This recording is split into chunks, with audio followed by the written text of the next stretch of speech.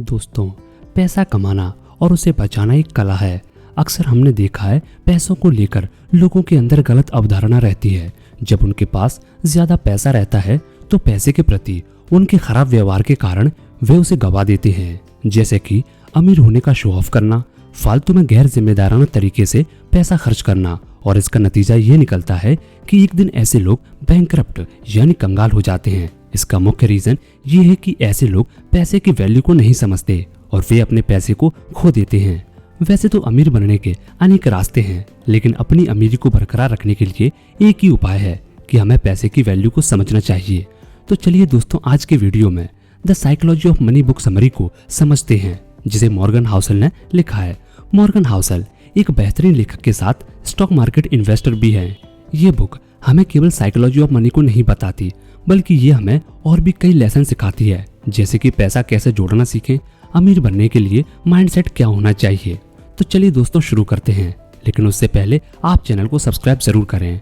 Number 1, don't waste money. चलिए इसे हम एक कहानी के माध्यम से समझते हैं।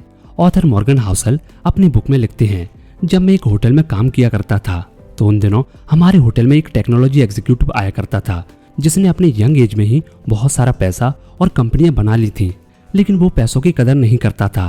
पैसों के प्रति उसका व्यवहार बहुत ही गलत था।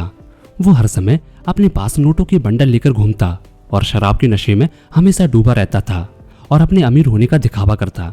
ऑथर मॉर्गन हाउसल आगे कहते हैं कि एक दिन उस इंसान ने कुछ ऐसा किया जिसके बारे में जानकर आप चौंक जाएंगे। दरअसल वो इंसान अपने दोस्तों को एक नोटों की गड्डी देकर कहता है कि इसे सोने के सिक्कों में कन्वर्ट करके लाओ। उसके बाद वो अपने दोस्तों के साथ मिलकर उस सोने के सिक्के को समुद्र में फेंकते हैं और गेम खेलते हैं कौन गोल्ड कॉइन्स को कितना दूर फेंक पाता है।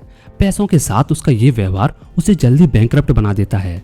ऑथर मॉर्गन हाउसल अपनी बुक में एक दूसरी कहानी भी बताते हैं कि अमेरिका गांव का एक साधारण व्यक्ति जिसका नाम रोनाल्ड जेम्स था, जिसने 25 वर्षों तक गैस स्टेशन पर कारों की मरम्मत की, 17 वर्षों तक फर्श पर झाड़ू लगाया।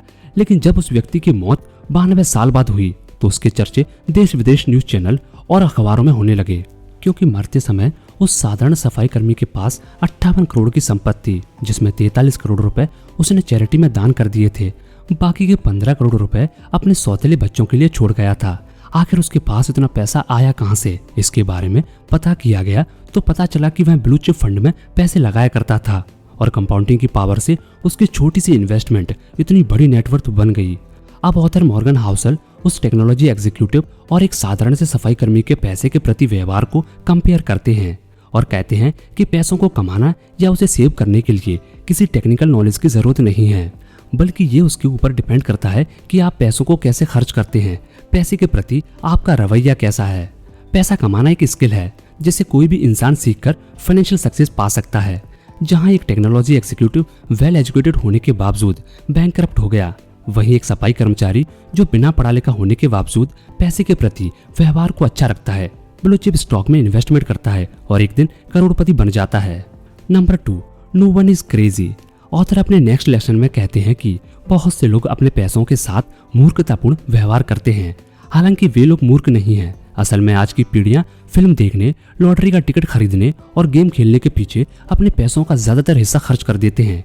ये काम ज्यादातर वही लोग करते हैं जो गरीब होते हैं, जो इमरजेंसी में 20 या 25 हजार रुपए भी अरेंज नहीं कर सकते। क्या ऐसे लोगों का लॉटरी टिकट खरीदने का कोई सेंस बनता है? ऐसे लोगों को उन पैसों को इमरजेंसी नीड के लिए बचा कर रखना चाहिए, जो कि वे लोग नहीं करते। उन लोगों का कहना है कि पैसा सेविंग करना हम लोगों के लिए पॉसिबल नहीं है, क्योंकि हम जितना कमाते हैं उससे कई ज्यादा रुपए खर्च हो जाते हैं। हमारे पास सेविंग की पॉसिबिलिटी ही नहीं है। ऐसे में बड़ी गाड़ियों और बड़े घरों के बारे में सोचना, बड़े स्कूलों में अपने बच्चों का एडमिशन कराना, ये सब हमारे पहुंच से बाहर है। इन्हीं सपनों को पूरा करने के लिए हम लॉटरी टिकट को खरीदते हैं। आपको ये बात मूर्खतापूर्ण लगेगी, क्योंकि जिस चीज को कोई पाना चाहता है वही चीज आपको बहुत ही आसानी से मिल जाती है, लेकिन आप उसकी कदर नहीं करते जो किसी दूसरे व्यक्ति के लिए सपना है।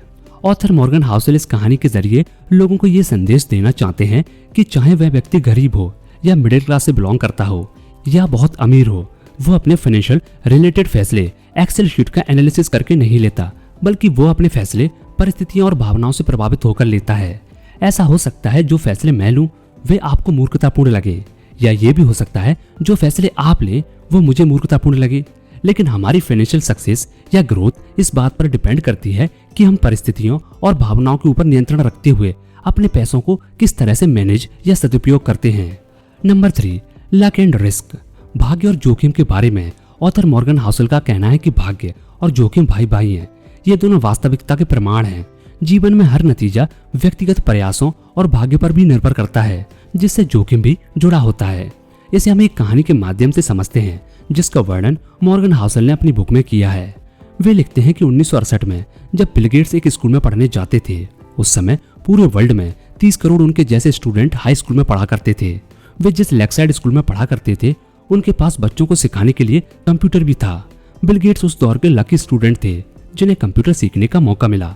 ऑन रिकॉर्ड बिल गेट्स ने एक इवेंट में ये बात कही थी, अगर लेक्साइड स्कूल नहीं होता तो शायद मेरी कंपनी माइक्रोसॉफ्ट भी नहीं होती। इस प्रकार से बिल गेट्स के सक्सेस होने के पीछे बहुत सारे फैक्टर थे, लेकिन उसी में से एक लक था। बिल गेट्स अपने स्कूली दोस्त केंट इवेंस के बारे में कहते हैं, अगर केंट ने मेरे साथ ही स्कूल छोड़ दिया होता तो आज वो मेरी कंपनी माइक्रोसॉफ्ट के फाउंडर होते, लेकिन उन्होंने अपनी पढ़ाई जारी रखी और माउंटेन क्लाइंबिंग के दौरान उनकी मौत हो गई। उन्होंने उस जोखिम का सामना किया जो लाखों में से कोई एक व्यक्ति करता है, क्योंकि माउंटेन क्लाइंबिंग करने लाखों लोग जाते हैं, लेकिन उनमें से मरता कोई एक ही है। इस प्रकार से लेखक मॉर्गन हाउसल भाग्य और जोखिम को समझाते हैं, जिसका मतलब ये हुआ कि बिल गेट्स के सफलता के पीछे उनके भाग्य का हाथ है। हालांकि सफलता मिलने के पीछे भाग्य के अलावा और भी कई फैक्टर होते हैं, जैसे कि एफर्ट्स, हार्ड वर्किंग, डिसीजन, सही मार्गदर्शन पर काम करना। Number 4, never enough. Psychology of money के बारे में समझाने के लिए लेखक कोलकाता में जन्मे रजत गुप्ता का उदाहरण देते हुए बताते हैं कि रजत अनाथ होने के बावजूद 40 साल की उम्र में प्रेस्टिजियस कंसल्टिंग फर्म मैकिन्से के सीईओ बने थे। उनके पास 2008 के दौरान कुल पैसा $100 मिलियन था, जिसे वे चाहते तो बैंक में रखकर इंटरेस्ट इनकम के जरिए बिना कुछ किए बैठे ही 2 घंटे में 1 लाख रुपए कमा सकते थे। लेकिन वे इतने पैसों से संतुष्ट नहीं थे। वे करोड़पति से अरबपति बनना चाहते थे। उस वक्त वो गोल्डमैन इन्वेस्टमेंट बैंकिंग कंपनी के डायरेक्टर थे। उनके पास इतना पैसा रहने के बावजूद वे लालच में आ गए और ऐसा काम कर दिया जिससे वर्षों की बनी रेपुटेशन मिट्टी में मिल गई। वो बोर्ड मीटिंग में मिले सीक्रेट जानकारियों को फाइनेंशियल प्रॉफिट के लिए बेच दिया करते थे। इनसाइडर ट्रेडिंग के गुनाह में उन्हें दोषी करार देकर जेल में डाल दिया गया। रजत गुप्ता के एग्जाम्पल से लेखक समझाना चाहते हैं, ऐसे बहुत से लोग हैं जो अपनी फाइनेंशियल गोल को अचीव कर लेने के बाद भी दूसरा फाइनेंशियल गोल अचीव करना चाहते हैं। ऐसे लोग रुकते नहीं हैं। एक फाइनेंशियल गोल पूरा होने के बाद दूसरे गोल को पूरा करने के लालच में लग जाते हैं, लेकिन ऐसा न करके पैसे से ज्यादा अपने परिवार और सुख शांति को महत्व दें, क्योंकि ज्यादा पैसों का लालच आपके दिमाग की शांति को भंग कर सकता है। इन सभी के अलावा दूसरे व्यक्ति के फाइनेंशियल ग्रोथ से अपनी ग्रोथ की तुलना कभी ना करें। जैसे कि मेरे दोस्त के पास रेंज रोवर है, ऑडी है, तो मेरे पास भी होना चाहिए। ऐसी सोच को अपने दिमाग से निकाल देना ही ठीक है। Number 5, money compounding. The psychology of money compounding के विषय में लेखक का कहना है कि वॉरेन बफेट जब बच्चे थे तभी से स्टॉक मार्केट में इन्वेस्टमेंट करते थे। आज के समय उनकी नेटवर्थ $86.5 बिलियन है। इसमें से उन्होंने $81.5 बिलियन रिटायरमेंट यानी 60 वर्ष की उम्र में इकट्ठा की है। इसमें कोई संदेह नहीं है कि आज के समय वॉरेन बफेट ग्रेट इन्वेस्टर हैं, लेकिन उनके जीवन से ये सीखने को मिलता है कि पैसा बनाने के लिए कंसिस्टेंटली इन्वेस्ट करते रहना चाहिए। यहाँ एक नॉर्मल इंसान 20 वर्ष की आयु में पढ़ाई करता है, वहीं वॉरेन बफेट उस समय $9.3 मिलियन के मालिक थे। इस उदाहरण को देखकर यह कहा जा सकता है कि वॉरेन बफेट की कामयाबी का सबसे बड़ा रीजन छोटी उम्र से ही इन्वेस्टमेंट करना है, जिसे उन्होंने रिटायरमेंट की उम्र तक कंटिन्यू रखा। Number 6, getting rich versus staying rich. Author Morgan Housel अमीर बनना या कंटिन्यू अमीर बने रहने के विषय में उनका कहना है कि अमीर बनना बहुत आसान है, लेकिन हमेशा अमीर बने रहना इतना आसान नहीं, क्योंकि ज्यादातर लोग बिजनेस स्टार्ट करने के बाद कुछ दिनों में फेल हो जाते हैं। ऐसे बहुत से सेलिब्रिटी हैं जिन्होंने फाइनेंशियल ग्रोथ किया, लेकिन समय बीतने के बाद ही बर्बाद हो गए। वे अपनी रिचनेस बरकरार नहीं रख सके। इसलिए अपने career, business field, stock market, investing के क्षेत्र में सक्सेस पाने के लिए सबसे ज्यादा जरूरी ये है कि हम लंबे समय तक सर्वाइव कर सकें। इसे समझने के लिए वॉरेन बफेट का उदाहरण लिया जा सकता है। हम ऐसा इसलिए कह रहे हैं कि वॉरेन बफेट के साथ ऐसे बहुत सारे इन्वेस्टर थे जिन्होंने स्टॉक मार्केट में इन्वेस्ट किया, लेकिन वॉरेन बफेट की तरह कामयाबी हासिल नहीं कर सके। इसका मुख्य कारण ये रहा कि वे लंबे समय तक स्टॉक मार्केट में सर्वाइव नहीं कर सके, जिसकी वजह से वे लोग फेल हो गए। द साइकोलॉजी ऑफ मनी में हमें सीखने को मिलता है अमीर बनने के अनेक रास्ते हैं, लेकिन कंटिन्यू अमीर बने रहने का एक ही तरीका है, पैसों की इज्जत करना, उन्हें सही जगह पर इस्तेमाल करना।